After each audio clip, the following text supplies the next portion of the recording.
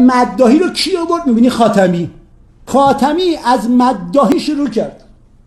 تعطیل کردنش و اینجور بزرگ داشت ایجاد کردنش و اینها، الان اگر کسی بهش بگن که این مبدعش های خاتمی بوده، در واقع جا میخوره.